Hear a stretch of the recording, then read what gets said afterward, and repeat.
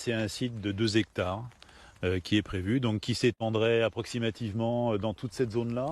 Pourtant, une partie des Sénacés s'y oppose déjà à cause de multiples risques. Pollution des eaux, pollution de l'air, des odeurs nauséabondes, parce qu'en fait, il faut savoir qu'il y a beaucoup de gens qui habitent à proximité, sachant que c'est une zone où on a beaucoup de vent, il y a du Mistral, des fois il y a du vent du sud.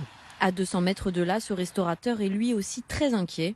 On va être impacté au niveau visuel, au niveau de l'eau également, puisqu'il faut savoir qu'on est sur le même forage que l'entreprise qui veut s'installer. Même si après on veut s'en aller, on ne pourra pas, parce que qui voudra venir s'installer à côté de cette usine? Les habitants en ont été informés qu'il y a quelques semaines, alors que la municipalité a accepté l'étude dès septembre 2022. L'opposition demande un référendum local. La pilule auprès des Sénacés ne passe pas parce que sur un tel projet, ils doivent être consultés et au moins déjà, dans un premier temps, être absolument informés de tous les tenants et les aboutissants. Contacté, la municipalité n'a pas souhaité donner suite à nos demandes d'interview. Le maire Philippe Ginoux s'est exprimé dans les colonnes de la Provence et préfère rester prudent.